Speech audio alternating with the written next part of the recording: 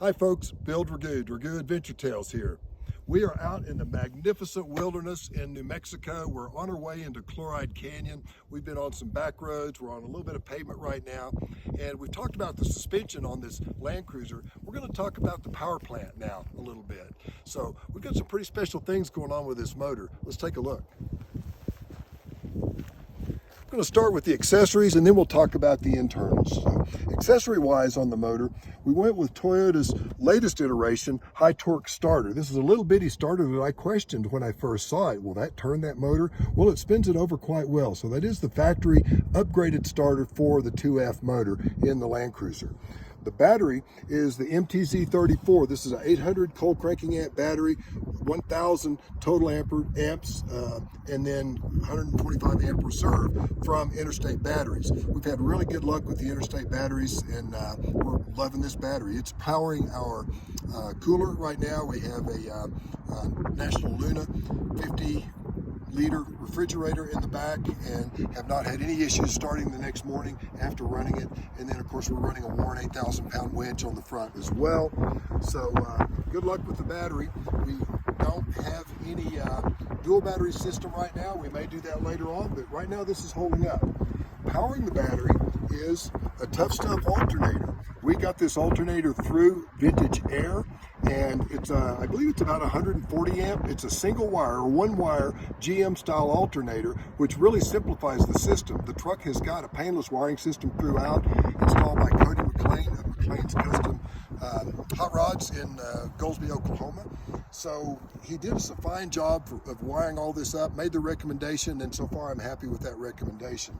We also have air conditioning system that's been added to this truck now. This is from Old Air, and it's, what can you say? I mean, it's a Land Cruiser with air conditioning. We love it. Around to the other side, we have got power steering. This truck originally did not come with power steering. We're using a Saginaw pump, and the best research that I could find suggested the Saginaw pump powering the Toyota mini truck power steering unit was the most reliable and just had the best feel. Again, I like the way it feels. It's working well for me. So there are a few of the peripheral accessories on the truck. Now we'll get into the motor itself and what's happening with it. This motor was worn completely out. It was so tired. It had about 80 pounds of compression on the best cylinder, and it burned a lot of oil, to say the least. We have bored the motor now 70 thousandths over. The machine work was done by Folks Auto Machine, George Folks in Norman, Oklahoma, and his son Austin Folks. They've done a fabulous job for us on the engine. So internally, 70 thousandths over. The pistons are Ross pistons. They are a custom-made piston to get them to that size. There's still plenty of meat left on the motor. You can bore this engine, sleeve it, keep right on going. I chose not to sleeve it, but to go with the oversized pistons to get a little bit more displacement. So as opposed to a 4.2 liter, 258 cubic inch motor, we're now looking at around a 275 cubic inch motor. So a little bit more punch there, a little bit more brawn to this engine. And we raised the compression approximately a point. We're coming in just a little shy of 9-to-1 compression ratio. We can still burn pump gas in this 87 to 89 octane fuel without no pinging, even with 87 octane fuel. The ignition system is a high energy system that was designed and built by Redline Land Cruisers. Redline Land Cruisers out of Colorado Springs, Colorado.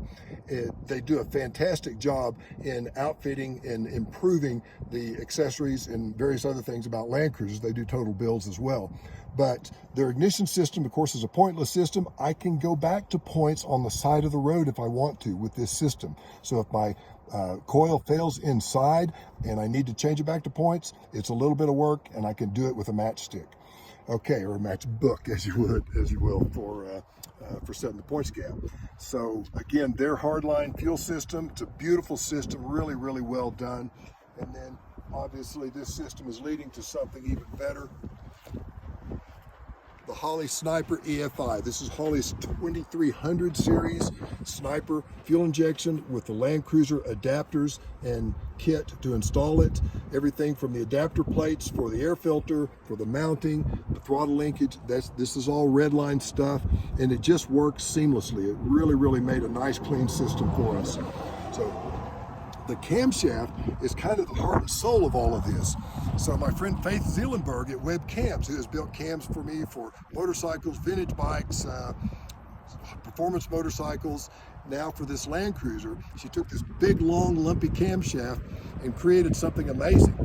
My request was for torque. I wanted from idle up to about a low to mid-range RPM. I wanted this motor to perform really, really well. I didn't care much about anything after that. It's not a fast spinning motor, even though we did have the machine shop balance the motor. It spins well and feels good, it sounds good, but it doesn't need to make horsepower up there. That's not what we want with a FJ40 Toyota Land Cruiser, is it? So what we've got is a camshaft. The profile was designed, custom designed for me by Webb Cams in Riverside, California. And we're out here on some roads that are going to give us a chance to really demonstrate what this camshaft is like and what this whole engine configuration is like. So we'll talk a little bit more about that, and then we'll actually drive it in the next video. Stay tuned. Thanks for watching.